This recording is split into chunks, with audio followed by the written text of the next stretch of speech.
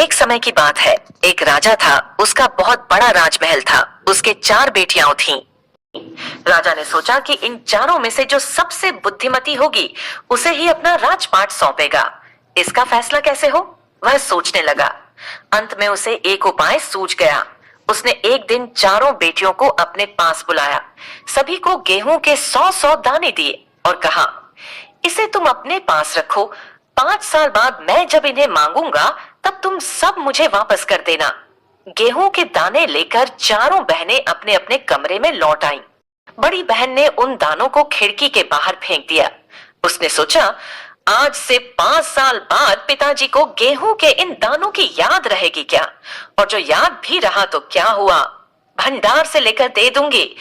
दूसरी बहन ने दानों को चांदी की एक डिब्बी में डालकर उसे मखमल के थैले में बंद करके सुरक्षा से अपनी संदूकची में डाल दिया। सोचा, 5 साल बाद जब पिताजी ये दाने मांगेंगे तब उन्हें वापस कर दूंगी। बहन बस सोचती रही कि इसका क्या करूं। चौथी और छोटी बहन तनिक बच्ची थी, शरारतें करना उसे बहुत पसंद था। उसे गेहूं के भुने दाने भी बहुत पसंद थे। उसने दानों को भुनवाकर खा डाला और खेल में मग्न हो गई। तीसरी राजकुमारी को इस बात का यकीन था कि पिताजी ने उन्हें यूं ही ये दाने नहीं दिए होंगे। जरूर इसके पीछे कोई मकसद होगा। पहले तो उसने भी अपनी दूसरी बहनों की तरह ही उन्हें सहेज कर रख देने की सोची, लेकिन वह ऐसा न कर सकी। 2-3 दिनों तक वह सोचती रही। फिर उसने अपने कमरे की खिड़की के पीछे वाली जमीन में वे दाने बो दिए। समय पर अंकुर फूटे, पौधे तैयार हुए, दाने निकले।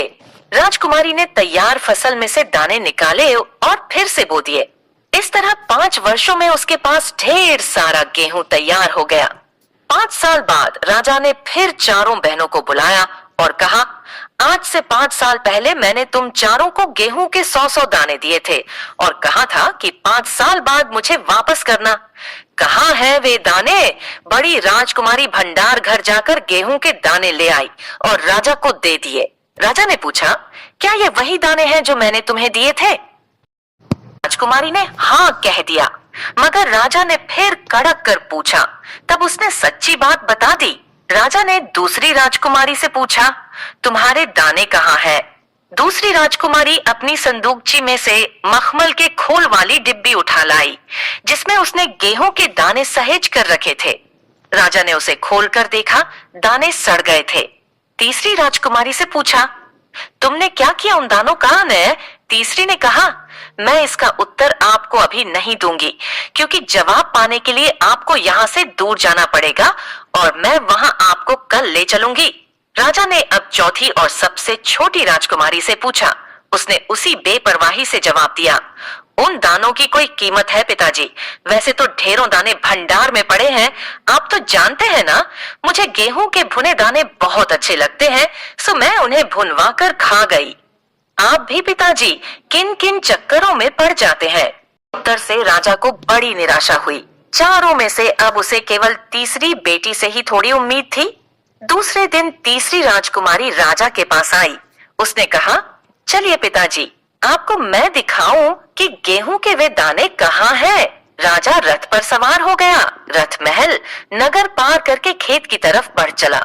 राजा ने पूछा, आखिर कहाँ रख छोड़े हैं तुमने वे 100 दाने? इन 100 दानों के लिए तुम मुझे कहाँ कहाँ के चक्कर लगवाओगी? तब तक रथ एक बड़े से हरे भरे खेत के सामने आकर रुक गया।